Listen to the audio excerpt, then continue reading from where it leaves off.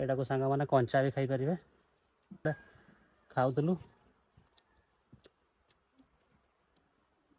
सका सका मोर टिफिन हो गला।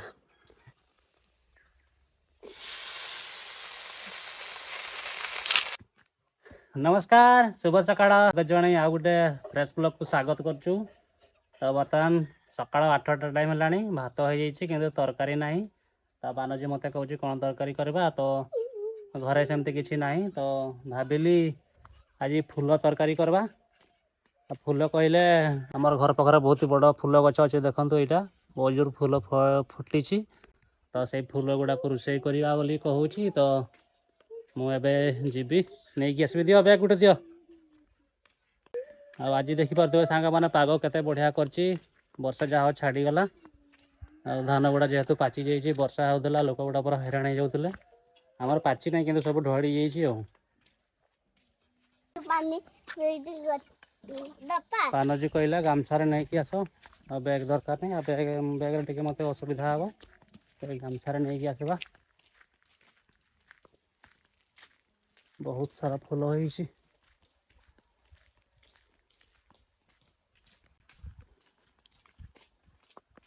गछ चढ़ा संजू मुझे जाऊँगी तो तले तले थी हाँ गामछार मु धरिकी आनबी सब है मु देवी तुमको है।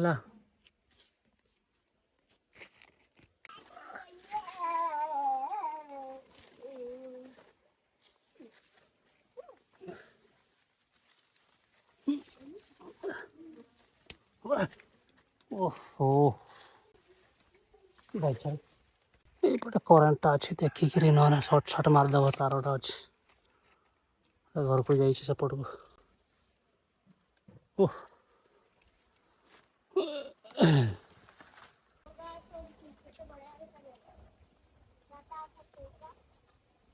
ये देखते फूल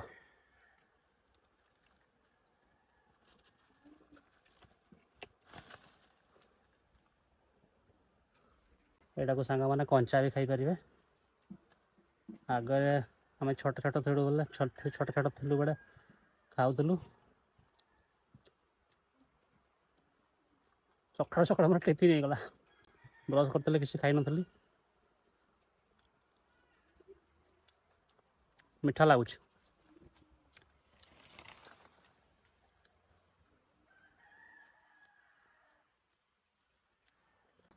और यहाँ सांग मैंने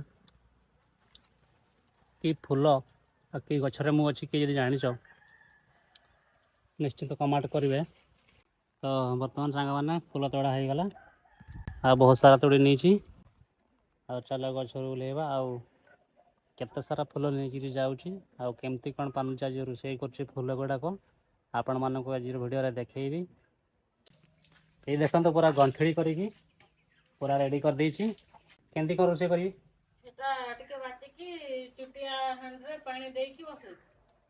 सिझे देवी। अच्छा पानुजी कहले बाछी देकर सिझे देवा फास्ट तो चलो बाछा बाछी कर सिझे देवा।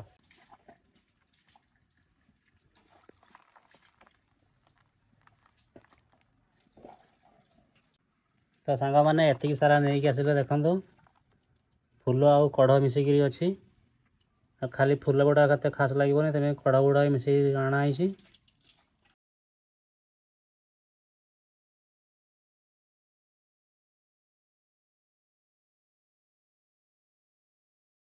तो सांग मैंने देखिपे आमर सीजा कम सरी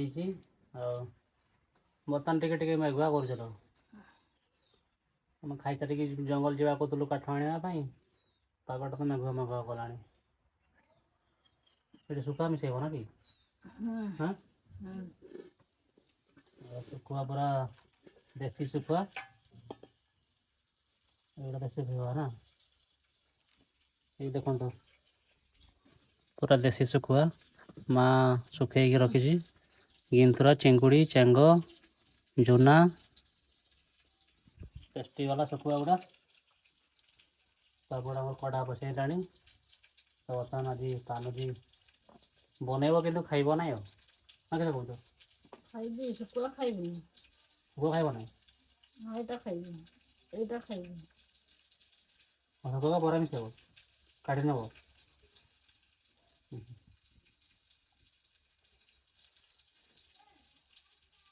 ମୁଁ ଖାଇଦେବି ହଁ। ପଢ଼ା ବସିଲାଣି। ଓହ କ'ଣ କହିବି ସାଙ୍ଗମାନେ, କ'ଣ କହିବି? କଣ କହିଦିଅ ଗୋଟେ ମତେ ନା ପଚାରୁଛନ୍ତି। କହିତେ ଇଚ୍ଛା ହଉନି, ମତେ ଭଲ ଲାଗୁନି। ମତେ ତ 2 ଦିନ ହେଲାଣି ମତେ ଭଲ ଲାଗୁନି। କି ଭଲ ଲାଗୁନି ତ? 2 ଦିନ ହେଲାଣି ଭଲ ଲାଗୁନି। ତୁମର ତ କାଲି କାରଣ ଥିବ କିଛି ନା। ସେମିତି କିଛି କାରଣ ନାହିଁ, ଭଲ ମନଟା ଭଲ ଲାଗୁନି। କଣ ହେଇଛି? ଭଲ ଲାଗୁନାହିଁ। କଣ ତ ଗୋଟେ କାରଣ ପଇସା ଥିବ। ପଇସା ନାହିଁ। ଓହୋ ପଇସା। ମୁଁ ସବୁବେଳେ ପଇସା ନଥିଲେ ମତେ ଭଲ ଲାଗେ ନାହିଁ। ଆମର ପାନଜି କହିବ କାରଣ ପଇସା କ'ଣ କରିବୁ? ପଇସା ନାହିଁ ନା ଆଉ କ'ଣ ଅଛି ଲୋକ ଏମିତି ଦୁନିଆରେ। ତମେ ଯଦି ପଇସା ହବ ତାହେଲେ ପଇସା ନେଇ ତମ ଚିନ୍ତା ହବ। ମୁଁ ପଇସା ଭିତରେ ଟୋଟାଲ ଭାବିବିନି କି ଆଉ କିଛି ମୋର କିଛି ଆଶା ରଖିବିନି କ'ଣ ପାଇଁ ମୁଁ ପଇସା ହେବି। ଆଶା ହିଁ ରଖିବିନି। ଆଶା ହିଁ ଦୁଃଖର କାରଣ ବୋଲିକି ଜାଣିଛ ନା ନାହିଁ। ମୁଁ କିଛି ଆଶା କରିବିନି ଯା। ମତେ ଆଜି ଏଇଟା ମିଳିଛି, ଆଜି ମୁଁ ଏଇଟା ଖାଇଦେବି। ଆଉ କାଲି କ'ଣ ମିଳିବ ନ ମିଳିବ ମୁଁ ଭାବିବିନି। ଆଉ ଭାବିଲେ ସିନା ଦୁଃଖ ଲାଗିବ। ସେଟା ତ ମୁଁ ବି ଜାଣିଛି ଯେ, ହେଲେ ମନଟା ବୁଝୁଛି ନା। ଯେତିକି ଫୁଲ ଗୁଡ଼ା ଥିଲା ସବୁ ଗୁଡ଼ା ଗିଲା ହେଇଗଲା, ଖାଲି କଢ଼ ଗୁଡ଼ା ଅଛି ଏମିତି ଦେଖାଯାଉଛି। ଆଉ ଫୁଲ ଗୁଡ଼ା ତ ସବୁ ଗିଲା ହେଇଗଲା। ଏପଟେ ଆମର ମସଲା ରେଡ଼ି କରିସାରିଲାଣି ପାନ। ଟିକେ ଟିକେ ଖରା ଦେଲାଣି ଆହୁରି।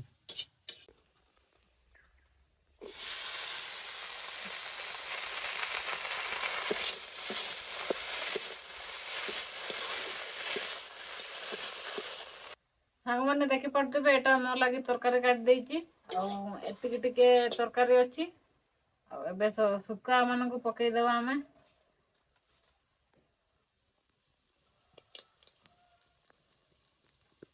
ରକ୍ତ ଫକ୍ତ କିଛି ନାହିଁ, ପୁରା ଟେଷ୍ଟି ଲାଗେଗା। ତ ଫାଇନାଲି ବର୍ତ୍ତମାନ ଖାଇବାକୁ ବସିଛୁ। ପଖାଳ ଭାତ ସାଙ୍ଗକୁ ଆଜି ଫୁଲ ତରକାରୀ ଆଉ ଆଳୁ ଭଜା।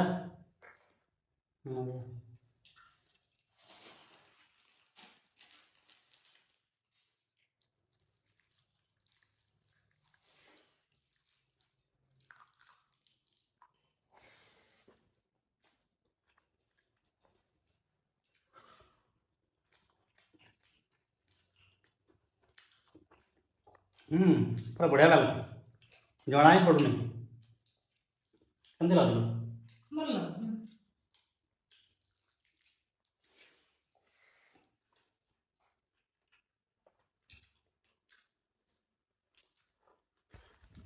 ତ ସାଙ୍ଗମାନେ ଖାଇସାରିକି ବର୍ତ୍ତମାନ ଆମେ ବାହାରିଛୁ ଜଙ୍ଗଲକୁ କାଠ ଆଣିବା ପାଇଁ। ଆଉ ଆଗରୁ ଗୋଟେ ଭିଡ଼ିଓ ପୋଷ୍ଟ କରୁଥିଲୁ, କାଠ ନେଇକି ଯାଉଥିଲୁ। ତ ସେଠି କିଛି ଭାଇ କହୁଥିଲେ କି କାଠ ତମେ ନେଇକି ଆସୁଛ, ଆମ ଫରେଷ୍ଟର ବାଲାକୁ କହିଦେବୁ। ଭାଇନା ଆମେ ଜାଳ କାଠ ଆଣୁଛୁ ବିକ୍ରି ପାଇଁ ନୁହଁ, ହେଲା କି ଆମେ ଶୁଖିଲା ଗଛ ଆଣୁଛୁ, କଞ୍ଚା ଗଛ ଆଣୁନୁ। ତ ସେଇଥିପାଇଁ ଆଜିର ଭିଡ଼ିଓଟି ଏଇଠି ରଖିବା। ପୁଣି ଦେଖା ହେବା ଗୋଟେ ନୂଆ ବ୍ଲଗ୍ରେ।